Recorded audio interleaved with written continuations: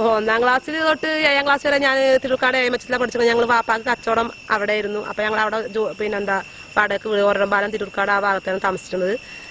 ഒരുപാട് നല്ല മുഹൂർത്തങ്ങളുണ്ട്. നമ്മളെ ബാല്യം ആ സ്കൂൾക്ക് മഴ പിന്നെന്താ പെയ്യുന്ന സമയത്ത് കുടല്ലാതെ പോയതും കുട എടുക്കാൻ വീട്ടിൽ നിന്ന് മറന്നതും ഭക്ഷണം കഴിക്കാൻ ഐസ് മിഠായികള് അങ്ങനെയൊക്കെ വാങ്ങി ഒരുപാട് നല്ല അനുഭവങ്ങൾ. അത് കഴിഞ്ഞിട്ട് പിന്നെ ഞങ്ങളെ സ്വന്തം നാടായ മേലാറ്റൂരിലേക്ക് വരികയും എടപ്പറ്റയാണ് തറവാട്. മേറ്റർ സ്കൂൾ ഇവിടെ ഞങ്ങൾ ഉച്ചറകളിലാണ് താമസിക്കുന്ന വാടകയ്ക്ക്. അന്ന് വാപ്പ അങ്ങോട്ടാക്കി കച്ചവടമൊക്കെ. അപ്പം ഞങ്ങൾ അവിടെ ആയി താമസിച്ചത്. അങ്ങനെ സ്കൂൾ ജീവിതം ആറമച്ചത്തിലാണ് ഹൈസ്കൂൾ പഠനം നടത്തിയത്. വളരെ വളരെ രസകരമായ വളരെ മുഹൂർത്തങ്ങൾ. ഒരുപാട് ഓടി നടന്ന് പ്രണയിച്ചിട്ടുണ്ട്. പക്ഷെ പ്രണയിച്ചത് കൊണ്ട് പെൺകുട്ടികളെന്ന് മാത്രം. ഞാനെന്നെ സ്വന്തമായി നാടകം എഴുതി. ജീവിതം ഒരു കളിത്തട്ട് എന്ന നാടകം ഞാൻ എഴുതി. ഇപ്പം നിങ്ങൾക്ക് അതിൻ്റെ ഒരു 5 മണിക്ക് ശേഷം ഒരു ഇന്റർവ്യൂ ഉണ്ട് എനിക്ക്. അത് അവർ നേരത്തെ ബുക്ക് ചെയ്തതാണ്. പിന്നെന്താ ഞാൻ തന്നെ അല്ല കുഴപ്പമില്ല. നിങ്ങൾ എന്താണ് ചോദിച്ചാൽ നിങ്ങൾ സമയം ഉണ്ടല്ലോ, സമയത്തില്ലല്ലോ. അതെ ഞാൻ തന്നെ നാടകം എഴുതി. ജീവിതം ഒരു കളിത്തട്ട് എന്ന് പറഞ്ഞ നാടകം ഞാൻ തന്നെ എഴുതി മികച്ച നടിക്കുള്ള പുരസ്കാരം വാങ്ങിയ ആളാണ് ഞാൻ. ഓട്ടം ചാട്ടം അതൊക്കെ ഫസ്റ്റ്. പിന്നെ അതൊക്കെ എൻ്റെ ഫസ്റ്റത്തെ ഇന്റർവ്യൂ. ആദ്യം ബാബു സാർ, ഞാൻ ടിക്ടോക്ക് തുടങ്ങുന്നത് അതുപോലെ എൻ്റെ എടുമാഷോട് വന്ന് അന്ന് എടുമാഷല്ല അന്ന് ആൾ മാഷി നിന്നെ പഠിക്കുന്ന സമയത്ത് ആ നസീർ എല്ലാം ചോദിച്ചപ്പോൾ ആളറിയെന്നൊക്കെ പറഞ്ഞ ആൾ വീട് ഇവിടെ തന്നെയാണ്. അങ്ങനെ വളരെയധികം സ്കൂളിലൊക്കെ ഫേമസ് ആയി തിളങ്ങി നിന്ന ആൾ തന്നെയാണ്. കലയിലൊക്കെ ഭയങ്കര ഫേമസ് ആയി നിന്ന ആളാണ് അന്ന്. ഞാൻ 10ാം ക്ലാസ് വമ്പിച്ച ഭൂരിപക്ഷത്തോട് തോറ്റ ആളാണ്. ജയിക്കാതിരുന്നത് എന്താ വെച്ചാൽ പഠിക്കാനുള്ള ബുദ്ധിയില്ല. അത്ര തന്നെ അത്ര പ്രത്യേകിച്ച് ആരുണ്ടോ അതിന് പഠിക്കാനുള്ള ബുദ്ധിയില്ല. വേറെ ബുദ്ധി ഉണ്ടോ ചോദിച്ചാൽ ഉണ്ടെന്ന് എനിക്ക് പറയാൻ പറ്റില്ല. പൊട്ടത്തരല്ലേ ഞാൻ എനിക്ക് ബുദ്ധി എന്ന് പറയാൻ പറ്റുമോ? അത് പൊട്ടത്തരല്ലേ പറയുന്നത്. പക്ഷെ എനിക്ക് കാര്യങ്ങൾ മനസ്സിലാക്കാനുള്ള കഴിവുണ്ട്. എന്തിന് എന്നുള്ളത് നിങ്ങൾക്ക് മനസ്സിലായല്ലോടാ. വന്നപ്പോ ഞങ്ങൾ വളരെ നല്ല ഫാമിലിയിലാണ്, നല്ല തറവാട്ടുകാരാണ്.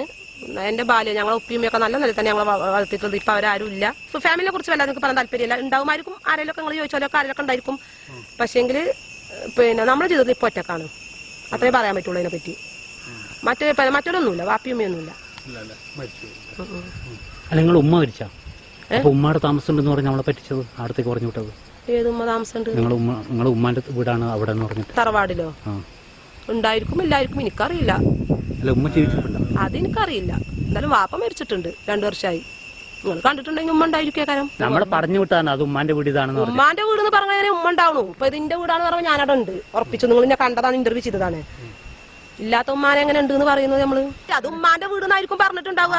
നമുക്ക് ഫാമിലിയും കുടുംബക്കാരും ഒന്നുമില്ല. നമ്മളെ ഏറ്റവും വലിയ സമ്പത്ത് നമ്മളെ നാട്ടുകാരും നമ്മളെ അയൽവാസികളും. ഇപ്പൊ കണ്ടല്ലോ ഇവിടെ വന്നപ്പോ തന്നെ എല്ലാരും ഇങ്ങനെ ശ്രദ്ധിക്കുന്നതും. അതെന്തിനാ ശ്രദ്ധിക്കുന്നത്? എന്തെങ്കിലും ഇതുണ്ടോ എന്നുള്ളത് നോക്കണം അവര്. അത് നിങ്ങൾ മനസ്സിലാക്കിയില്ലേ? അവര് ചിരിച്ചിട്ടൊക്കെ തന്നെ ഫോക്കസ് ചെയ്ത് പോവുക. അത് വേറെ കാര്യം. എനിക്ക് അങ്ങനെ ജീവിതത്തിൽ കുടുംബക്കാരില്ലാതായത് എന്താന്ന് ചോദിച്ചാൽ വാപ്പ മരിച്ചു. വാപ്പ മരിച്ചു കഴിഞ്ഞപ്പോ അതിന്റെ പിന്നാലെ ഉമ്മയും പോയി. പിന്നെ ഇപ്പൊ നിങ്ങൾ ഈ ഉമ്മ എന്ന് പറയുന്ന വ്യക്തി എന്റെ ശരിക്കുള്ള ഉമ്മയല്ല ശരിക്കുന്നത്. അത് പിന്നെ എന്താ പറയാ ഉമ്മയുടെ അനിയത്തിയാണ്. ഞങ്ങൾ ഉമ്മ തന്നെ. ഇപ്പൊ നിങ്ങൾ ചിലപ്പോ ചെറിയുമ്മ വല്യമ്മ എളാമ്മ എന്നൊക്കെ വിളിക്കൂലേ, അത് തന്നെയാണ് ആള്. ഞാന് അപ്പൊ അവര് അവിടെ ഉണ്ട്. അത് അവർക്ക് തറവാട് കൊടുത്തിട്ടൊന്നുമില്ല. അത് അവരവിടെ ജീവിച്ചോട്ടെ എന്ന് കരുതിയിട്ട് കല്യാണം കഴിച്ചിട്ടില്ല 30 അങ്ങനെ.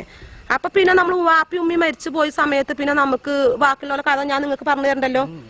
അവരെ കല്യാണം കഴിച്ച് പോയി. നേരത്തെ കല്യാണം കഴിച്ച കുട്ടികളൊക്കെ ആയി ഇതായി. എന്നാലും അവര് വിളിക്കും ഇങ്ങനെ നസിത്താക്ക് അല്ലെങ്കിൽ അമ്മായിക്ക് അല്ലെങ്കിൽ അമ്മ എന്തെങ്കിലും വിഷമം ഉണ്ടെങ്കിൽ അവർ വരും. ഇനിയിപ്പൊ ഇങ്ങനെയൊക്കെയാണെന്നുണ്ടെങ്കിൽ എനിക്കൊരു വിഷയം എന്റെ ഇവിടെ വന്നിട്ടുണ്ടെങ്കിൽ അവരെല്ലാം പാഞ്ഞു വരും. അത് വേറെ കാര്യം.